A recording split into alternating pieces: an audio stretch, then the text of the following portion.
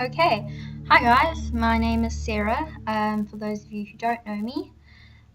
Today I'm going to be showing you how to create a symmetrical artwork in Adobe Illustrator, and I'm going to show you how to do this using what some people refer to as the live mirror image technique. It's quite an interesting one. And it's going to show you how to create an artwork such as this, where everything is symmetrical and aligned to your artboard, so it's a completely symmetrical artwork. We're going to start from scratch though, so this is the finished product roundabout if we were to take off this box and then make it print ready. So I'm going to show you how we can start that from the beginning. So we're going to open Adobe Illustrator, and we're going to create a new document, file new document, and we're going to call this Symmetrical Artwork 1. I'm going to change the profile to print just in case you want to print out your artwork, and I'm going to make it A4 so it's a size that I know. I'm also going to do it portrait. Our color mode is CMYK, it's just what I prefer. And then raster effects, we've got high 300 ppi. We're going to click OK. So we're going to get a new document. Cool. So first off, what I want you to do is these two panels, your layers panel and your appearance panel, are usually snapped onto this bar over here. However, I would suggest unsnapping them, so you literally just drag them. So for example, you just drag it out, snap it, and then open it up. You will see why we have to do this in a bit. It's just something that I would recommend. It makes working on this project a lot easier. Yeah, and it'll just be smoother for both you and I. I'm just going to zoom out slightly to begin with. So for our first step, what I would suggest you look at is, before you even start, I would suggest you get hold of either a magic mouse, or if you've got a Wacom tablet or a drawing pad kind of thing, a drawing tablet and pen, then I would suggest you get that out. It's just going to help you control what you're doing a little bit more in comparison to your trackpad. So first things first, we're on layer 1, and I think we should name our layers. I just find it more effective and easier to work with. So I'm going to name this layer Symmetry, because this is what this layer is going to have our, this layer is going to have our symmetrical capabilities, if you will. So this is the layer which means whatever you draw on this layer is going to create a symmetrical artwork. Now, how this works is effectively everything we draw on the one hand side of our artboard, it's going to reflect on the other side, and I'm going to take you through the steps for that. So first, I would suggest you get your rectangle tool, and you draw a rectangle around your artboard just so it's slightly bigger than your artboard. Ensure that the fill is, there is no fill, and ensure that the artboard is also aligned. So there's two ways you can align your artboard. One is if you've got it in your panel, there's the align tool right there, or if you click on the rectangle, there's a little thing that says align, you can click it, you say align to artboard, and then you just center it. So I'm just going to horizontal and vertical center so you can see that it's completely centered right there. Next, I'm going to create another layer. This is layer 2, and what I'm going to call it is center. And then I'm going to create another layer called other, and you'll see why we have called these things what we've called them. Cool, no problem. So we're going to go back onto our first layer, and I'm actually going to drag the other layer and the center layer behind it, because I want the top layer, the layer that we're going to work on the most, to be right at the top. So for our symmetry layer, I'm going to select this layer, and I'm going to make sure that everything in this layer is selected, so it's the entire layer that has been selected here, and this is how we're going to produce our effect of the symmetry. So we're going to go to Effects, we're going to go to Distort, and Transform, and we're going to click Transform. Your Transform Effect panel is going to pop up then, and what I want you to pay close attention to is your Options panel. So usually the Scale, Stroke, and Effects is unticked. However, we're going to tick it, and we're going to ensure that the Transformed Objects is also ticked. We're going to reflect on the X-axis, which is the line going down the page vertically, and we're going to ensure that it copies it 1 time. So whatever you draw on the left-hand side of the page, in theory, should be reflected on the right-hand side of the page. And we're going to press OK. So now we know that on that layer, not just on the path, is the transform action. If you ever get confused, you can literally click this and it will edit the effect, and you can ensure that it is working properly. Next, we're going to go on to the center layer, make sure that we're on it, and we are going to draw just a straight line. One thing that I would advise also before starting this tutorial is if you go into View and you click Smart Guides, it'll just help you to snap things to a point. As you can see, that's also selected, and just to make your lines clear and visible and just straight in general. So I'm just going to start at the top of the page. Now you can see it's showing me where the straight line would be. I'm just going to make sure that it's straight. So we've created just a simple line all the way down our page. I prefer the lines to be thinner, so I'm going to make my line 0.25, and I'm also just going to align that to make sure that that is completely straight and in the middle of our page. So the fact that the box is in the center as well as the line just makes things easier. The reason I've drawn this line is just because it's quite difficult to imagine a line going down your page without having a line there. So this is literally just a guide for us to recognize, oh, okay, so I'm going to draw on this side and it's going to translate on this side, and you know that's how it's going to work. And you know that when you cross over that line, things will cross over.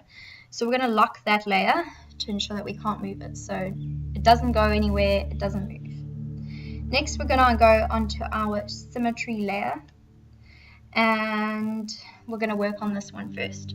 So as you can see, I've already created an artwork of my own. This is my, I don't know what to call her, Galaxy Princess or something. It's just a simple line drawing. There is a couple of vectors, little shapes. Some of it is drawn with the art brush. You know, you can also draw with your pen tool. It doesn't really matter. With this, you can do anything. So we're going to go onto our symmetry layer. We're going to ensure that everything is selected, and we're going to pick up our art brush, and I'm just going to try and redraw a very quick scamp, well, a quick render of this. So I'm just going to draw her eyes, a little nose,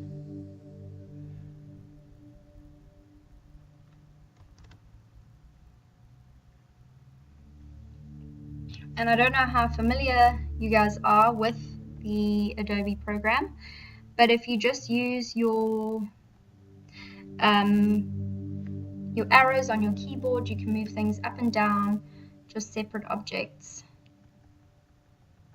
to get the sizing and the spacing that you want. So for example, I'm just going to bring her eyes a little bit closer, I'm going to bring her nose a little bit up, and as you can see, everything that I'm doing on the left side, and I'm only working on the left side, is transferring back onto the right side. So yeah, you can just play with that however you want. So her eyes are a little bit big, so I'm just gonna make them a little bit smaller. Yeah, and then I'm just gonna bring them slightly closer together. There we are. Right. Looking a little bit similar, except I've done her nose a little bit smaller and her mouth further down. So maybe let's do that.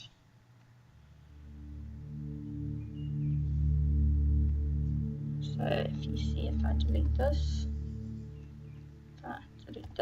everything gets deleted. That's something that you need to know. you are working only on this one side. If you work outside your box, it's going to throw off your effect and your balance of symmetry. And if you work on this side, it's also going to affect things. If you select the whole thing, it'll also take off your selection and your effect. So I highly recommend that you just work on your one layer. So I'm just going to give her a slightly smaller nose.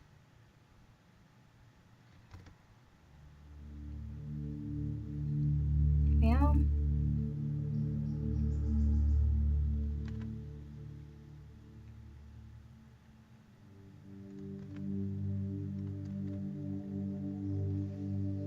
Just want to see what I've done here.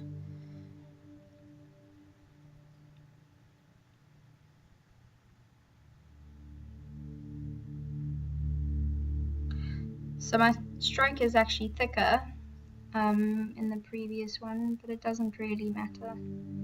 And obviously this is not going to look exactly the same as the other one because I'm just doing this very quickly for you, just to give you the general idea of how to create an image such as just any artwork that is reflected basically.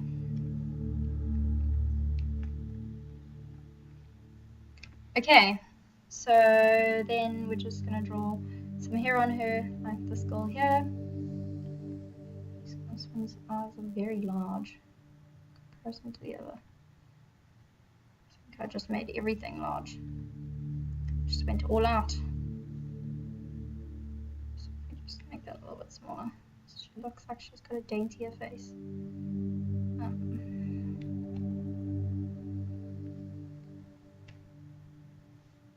Okay.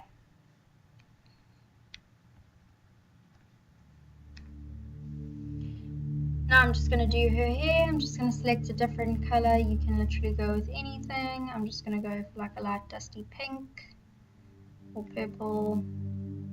Just go for a purple. And I'm just going to draw her hair. So she's a little bit higher up because I need to draw a crown on her because like we said, she's a galaxy princess or something along those lines. So I'm just going to shift everything down a little bit just to have that space to do her hair. Let's just get her color back. Alright, so like I said, everything that is reflected on the one side will feature on the other.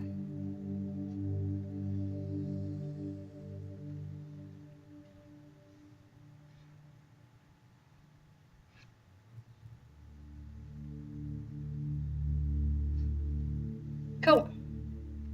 Doesn't look very elegant, but like I'm saying, I'm doing it very, very quickly just for you guys. Let's just put a quick crown on her. The key to this is envisaging the shape before it's complete. So just seeing half of it and trying to figure out how it's actually going to look. So her face is looking very wide still, so I'm just going to bring this up. It's not very important, but I just need space for her, a little bit of her dress, so it looks like she's actually wearing something. Cool. So I'm going to go back with my brush tool. I'm just going to get this purple color, just because I think you can do a quick dress. As you can see here, I'm overlapping and it does it for you. So it just creates this like overlapped look by itself. Just give her some shoulders. There we go. She's got quite a fat face actually. Alright, so that's that. And like I said, it's the same for any tool you want to use. So if you want to use the pen tool, that's not a problem. Just make sure that you snap it to the path that we created earlier. Make sure it's a full shape. You can fill it in and then it'll make a complete shape, not only one-sided. So like I said, you don't only have to use the paintbrush. You can literally use any tool. You can use, sorry guys, you can use the ellipse tool, you can use the rectangle tool, you can use, you know, your pen tool. It's not a problem. So I'm just gonna do some things in her hair.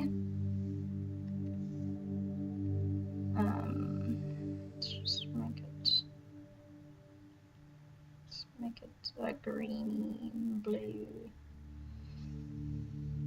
And as you can see, as I change the one side, the other side also gets changed.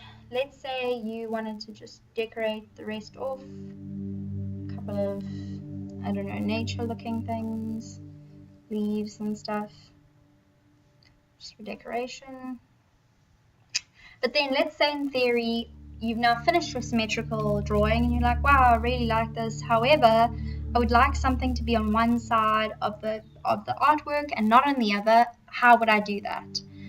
Even if you just wanted to digitally sign your artwork. So then you go into your other layer, and now you can draw something without it copying over. So let's say you wanted to draw your signature and we went for like a deep gray. Just zoom into the bottom of the page. If it is your signature, I'm going to select the brush tool. We'll go for half the size, and let's say it was me, so whoops, so I'm doing SM, and then I can just bring it to the front. I'm just going to put it above the symmetry line so it's over there,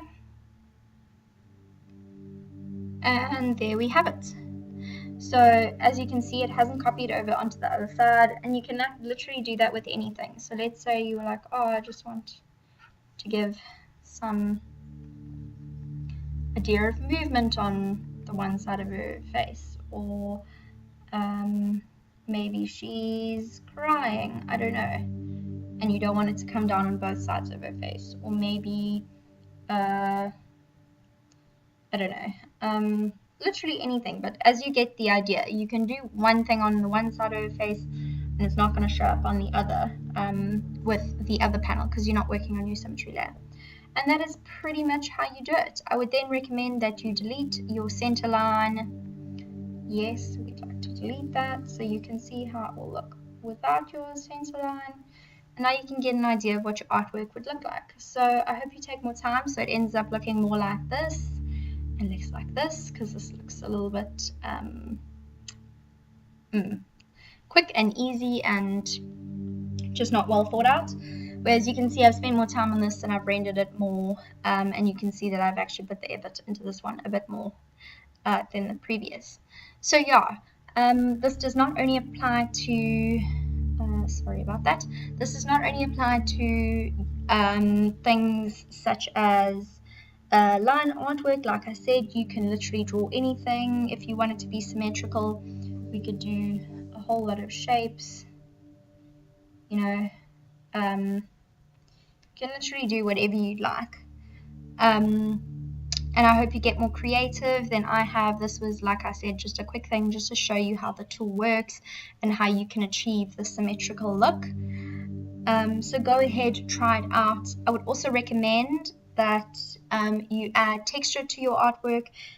It'll give it more character and it'll give it a wow factor that people will enjoy engaging with. If you do happen to print it out and maybe people are interested in buying your work, then you can add that to it. But yeah, like I said, good luck, enjoy. If you've got any questions, you're welcome to pop them into my comments, and I can help you out. But if you follow the step-by-steps like I've shown you, this should be a quick and easy thing to achieve. Yeah, cool. Have a wonderful day. Bye.